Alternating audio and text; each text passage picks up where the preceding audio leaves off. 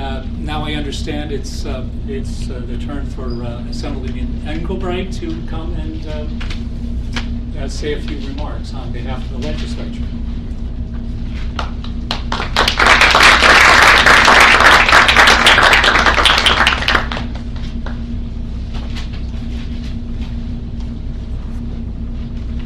Thank you very much. Good morning. This is an issue that was brought to my attention first by John Turner something like 10 years ago. We both had darker hair. And more of it, yes. The response I had at that time, I was not yet the chair of the Committee on Environmental Conservation, but I was, of course, very engaged in conservation issues. And the response I had was to take John's suggestion that we do something, and I asked the Bill Drafting Commission to render a draft legislation that probably was an overreach for its time, not from the perspective of the birds, but from the perspective of my colleagues.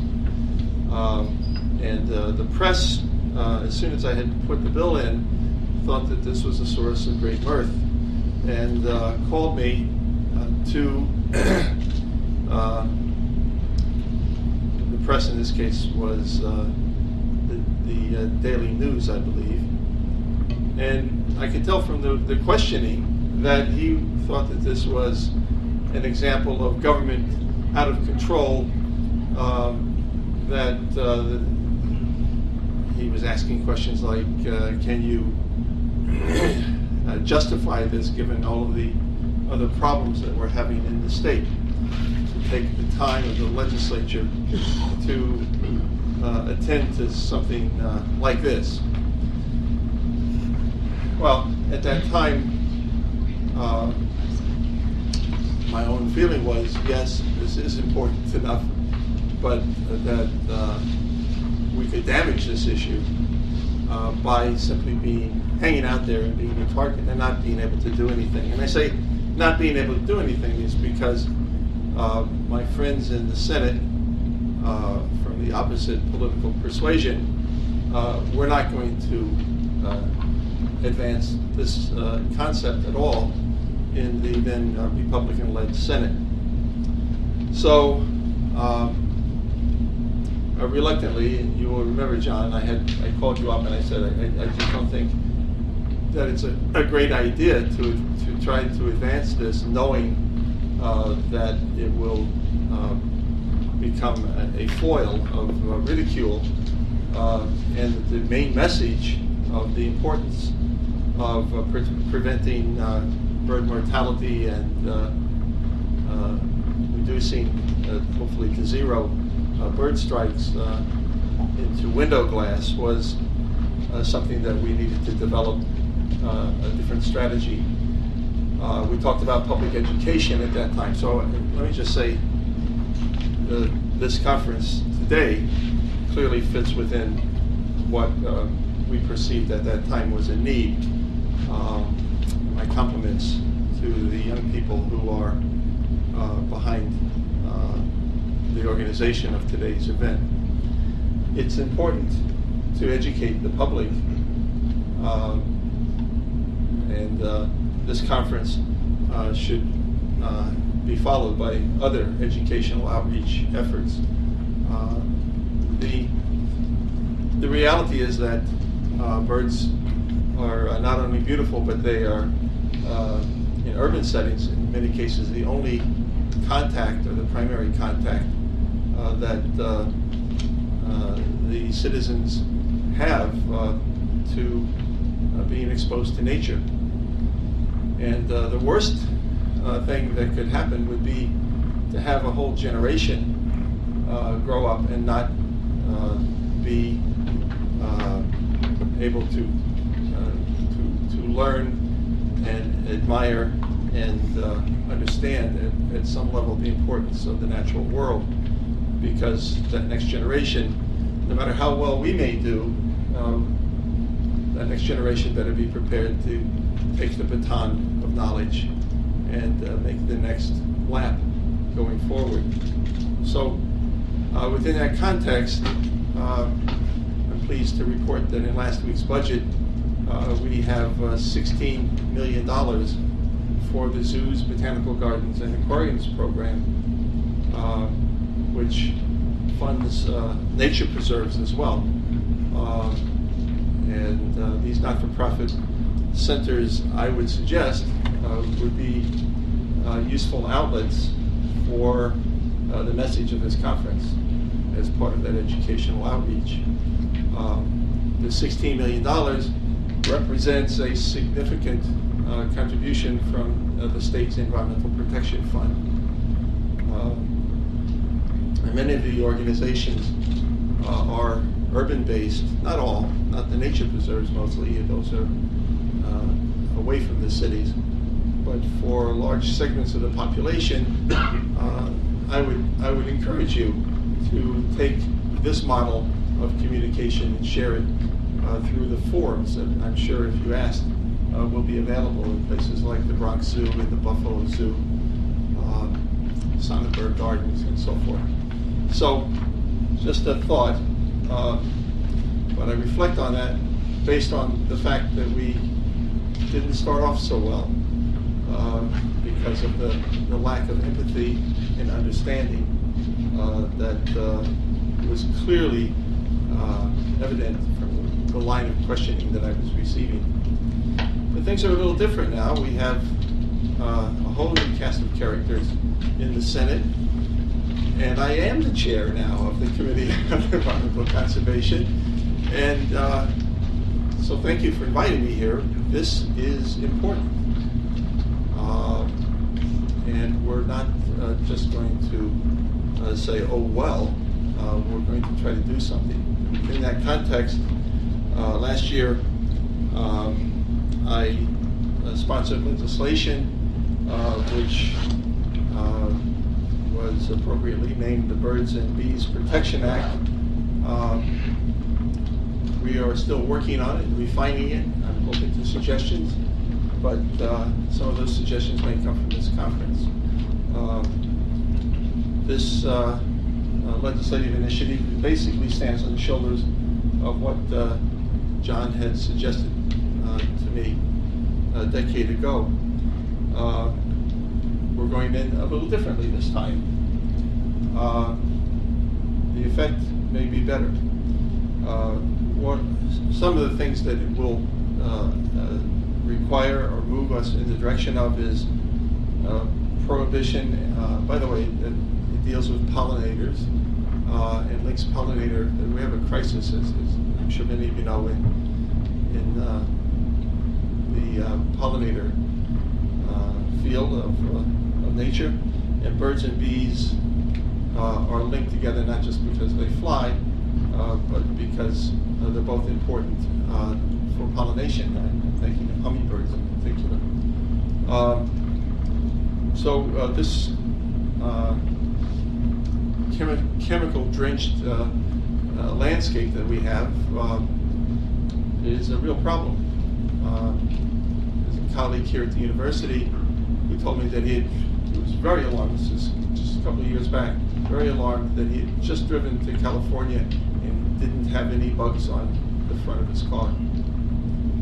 He crossed the continent and there was death instead of life. I don't mean the death of the collision with the front of his car, I meant that there was nothing there to collide with. That's a real problem. So the overuse of pesticides is certainly a part of that.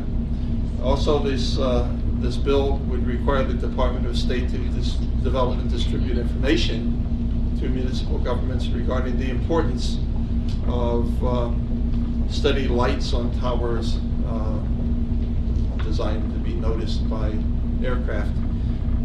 Steady lights rather than flashing lights. It requires, it authorizes Cornell University, and hopefully other universities such as this one, to develop and distribute pamphlets on the migratory bird flight routes and the timing, especially for upstate, the timing regarding the wind turbine fields that are now springing up as an additional challenge for birds. Further, to help prevent bird mortality, the idea of setting up a working group. This is different, rather than trying to come in with the iron fist, which was the approach that I think is still needed, by the way, but is politically not feasible, and actually saying you can do this or you can't do that.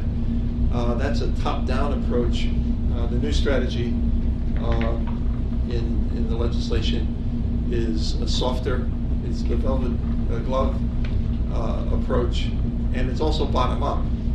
It's setting up a working group that would make additional recommendations to the legislature and to the Department of Environmental Conservation. These might include measures to take to identify existing and emerging products, technologies, strategies, and concepts that might be able to reduce or eliminate bird mortality from building collisions. Also, to identify potential funding sources to fund the retrofitting and or replacement of windows. Of course, I've just mentioned the education component, to be very conscious of the fact that legislation usually does not succeed unless there is a well-prepared public for this message. That's a part of promoting public awareness on the issues of bird mortality, and to emphasize what individual members of the public can do. I also want to mention that regarding bird-friendly building design, in a not too distant conceptual universe, I'm also sponsoring the CCPA, the Community and Climate Protection Act. That provides money, or directs money, particularly into communities that have suffered from environmental injustice by having all of the awful ideas shoehorned into their neighborhoods. But the fact is that there is the hope, I believe, that we will approach strategically the very real need to reduce carbon emissions into the atmosphere.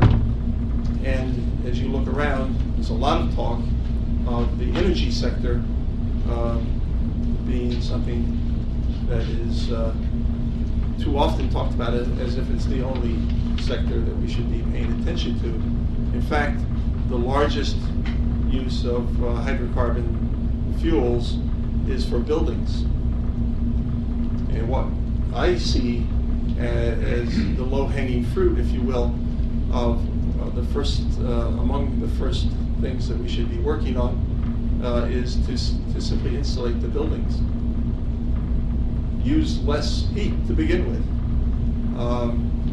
We don't have any programs at the present that provide money or incentive for retrofits like that. So I believe we're going to have to retrofit our buildings not only with an eye on reducing bird strikes and mortalities, but at the same time, I think what may actually be helping to provide the money that will allow the two issues to be folded together is an already well-publicized, in some quarters not well received, I'm thinking of the White House at the moment, ideas, though that the general public is pretty aware that there is a climate crisis. And they are, I believe, ready to see a meaningful response to it. We have presidential candidates now Governor Inslee comes to mind. Mayor Buttigieg comes to mind. We see presidential candidates. Bill Weld comes to mind, who are ready and willing to frontally address this issue. And so, while we rethink how we might be able to use less fuel and thereby reduce carbon into the atmosphere, we can also, I believe, fold this issue together with the Community and Climate Protection Act as a priority. So, for most of my colleagues in the Senate, I believe today there is a majority really ready to work on this issue with the Assembly. So I'm reasonably optimistic, and I thank you for inviting me here today, and I look forward to learning more and with your help communicating with our public and with my legislative colleagues to help advance the concepts that come out of this conference. Thank you again for being here. Thank you for inviting me.